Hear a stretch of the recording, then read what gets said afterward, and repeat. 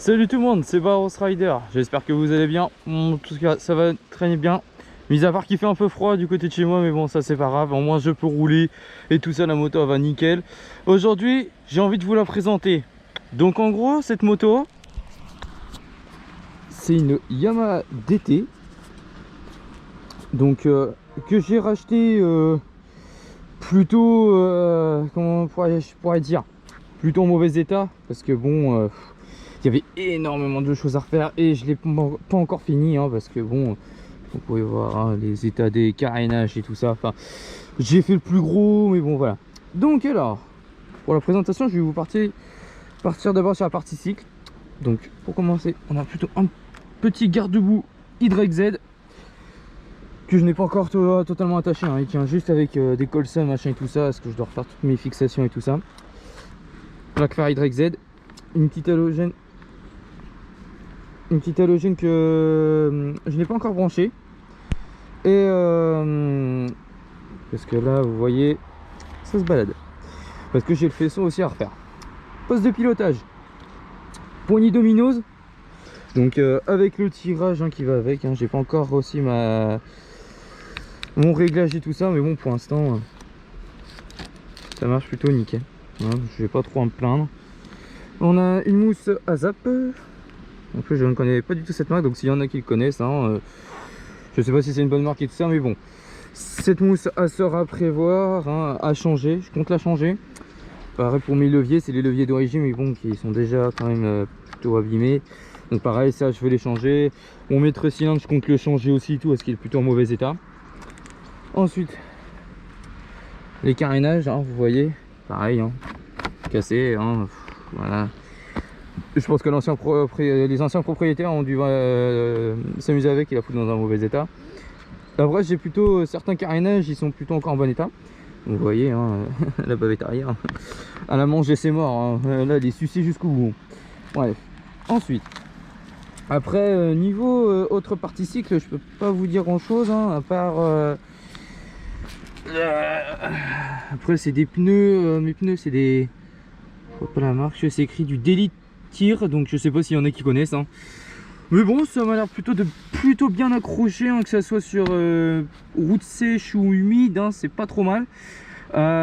Ensuite donc transmission, je suis en 1353 avec une chaîne à 130 maillons. La chaîne je prévois de la changer aussi parce qu'elle pourtant elle est neuve, mais bon je sais pas si vous pouvez voir, mais je suis bientôt au bout de mon temps d'âge, donc va vraiment falloir que je change ça. Donc voilà. Et ensuite je vais vous parler de la config moteur. Donc le moteur 86 stage 6 course Vilo 44 mm top perf, clapet mal aussi VL18, pile d'admission MVT 30 mm, carbu de 30 Sunworld avec un gicleur si je me trompe pas de 158 si je me trompe pas. Ouais, j'ai un doute mais ça doit être dans les alentours par là. Allumage d'origine avec clavette décalée top perf. Qu'est-ce que je peux vous dire d'autre? J'ai boîte de vitesse d'origine, embrayage Most. Le pot d'échappement c'est un BRK 80-90 avec la petite cartouche KRM. Ça c'est pareil, le pot je prévois de le changer aussi. Après attendez, j'ai pas refaire mon essence. Les durées transparentes, ça je trouve ça plutôt sympathique parce que bon ça rajoute un style en plus sur la moto. Et puis bon, vous pouvez voir aussi votre niveau si vraiment vous voyez que vous avez une baisse de refroidissement ou un truc comme ça. Pas de kick hein, comme vous pouvez voir, j'ai pas de kick. Vous voyez, ça bouge parce que c'est une grosse merde à remettre hein, je déteste ça. Donc voilà pourquoi je n'en ai pas remise. Ensuite, qu'est-ce que je peux vous dire d'autre sur la moto? Bah pas grand chose hein. Après je peux vous dire aussi les frais que je vais faire dessus qui seront encore changés. Donc comme je vous avais dit, le pot sera à changer. Je vais mettre aussi un obturateur parce que je vais virer la pompe à huile qu'il y avait dessus. Les carénages je les ai, j'ai juste à les poncer et tout ça. Je l'ai reçu, c'est quelqu'un qui me les a fait parce que bon sur les sites de 50, je pense que vous aussi sur les sites de 50 vous trouvez très peu vos carénages et tout ça. Et moi c'est quelqu'un qui me les a fait et il a fait énormément de boulot et franchement le résultat il est super. Si je peux vous dire le nom de la personne, il s'appelle Polyfibre. Je vous mettrai son nom d'Insta dans la description et tout. Vous aurez juste à y aller. Il est super fiable. Il a fait mes carénages dans un délai très court.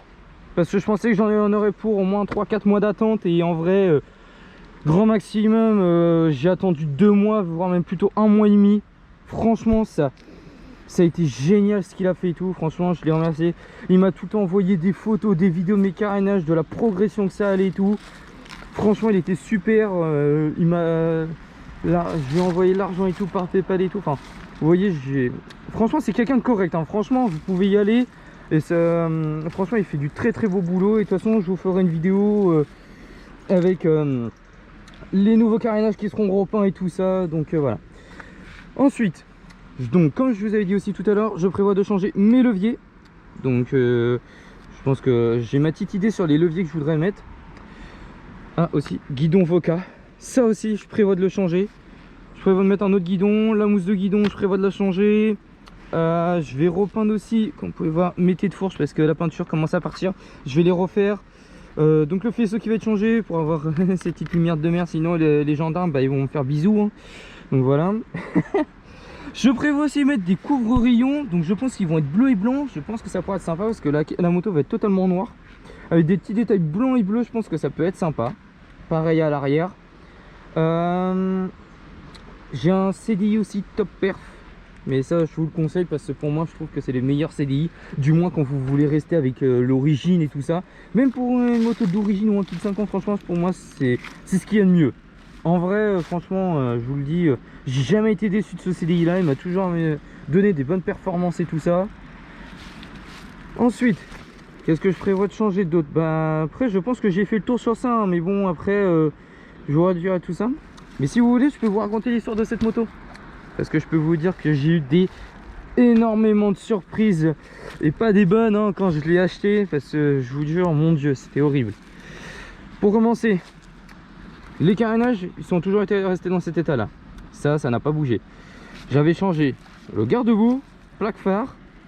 J'avais changé quoi d'autre encore, tout le moteur, parce que le moteur, c'était là la plus grosse dinguerie qu'il y a eu. Mais un truc de malade. Je vous explique. Dessus, il y avait un kit 50. Et je vous dis bien kit 50. Parce qu'avant, l'ancien propriétaire m'a dit que c'était un kit 70. Et même encore l'ancien d'autres propriétaires, parce que cette personne-là, je les connaissais aussi, ces deux personnes-là. Ils m'ont dit qu'ils avaient été en kit 70, qu'apparemment leur garagiste leur a mis un piston de kit 50 sur un kit 70. Donc la moto n'était pas au meilleur de ses performances. Ils m'ont dit que t'as que du 70 vitesse max. Donc même en origine, pouvait les fumer. Enfin bref. Donc moi j'ai démonté ça. Moi j'ai vu qu'en fait c'était vraiment un kit 50 avec piston de kit 50. Sauf qu'en fait je n'avais pas vu, c'est qu'en fait ils avaient mis un vélo de course 44 sur un kit 50 les gars. Ils avaient mis une cale. Mais c'est normal que ça marchait pas. Le carburateur, j'avais essayé de le régler et tout. Donc ils étaient en carbu de 26. J'avais voulu descendre en 24. C'était pas ça non plus. Je vous jure, c'était abusé. Donc quand j'ai eu ça, j'ai décidé de tout démonter. J'ai viré tout le moteur. Et ça, c'était un moteur que j'avais. Donc pour ceux qui me suivent sur TikTok, ça aussi, je vais vous le mettre dans la description. Ils connaissent l'origine de ce moteur. C'était sur ma bêta que j'ai eu avant. La bêta, je l'ai vendue juste pour ma partie cycle.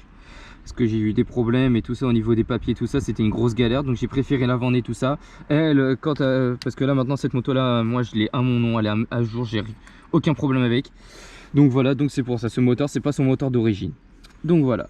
Comme je vous ai dit, donc il n'y a rien qui allait sur cette moto et tout ça, donc ça n'allait pas. Donc le faisceau pareil, il n'allait pas non plus. Enfin, je vous jure, c'était abusé. La chaîne, c'était même pas une chaîne pour les 50, c'était plutôt une chaîne qui ressemblait plus à un gros cube ou encore allez, peut-être une 125, mais je vous jure, c'était n'importe quoi.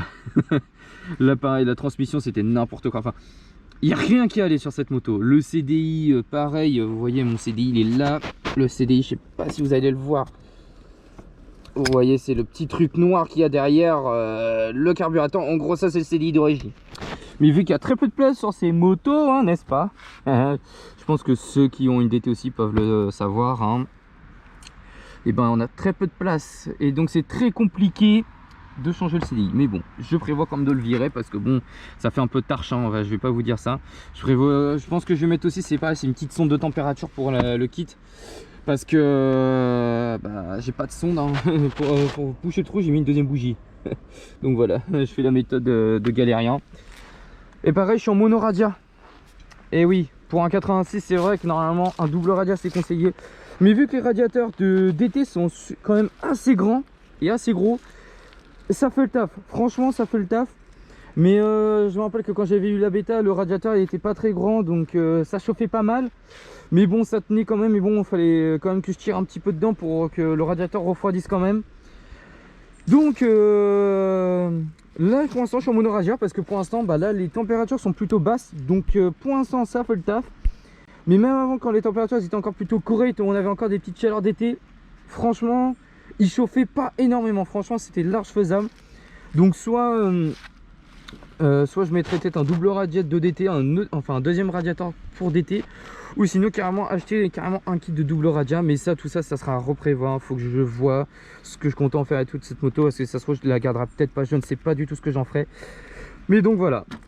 Donc j'ai fait le tour de cette moto, donc j'espère que cela vous a plu.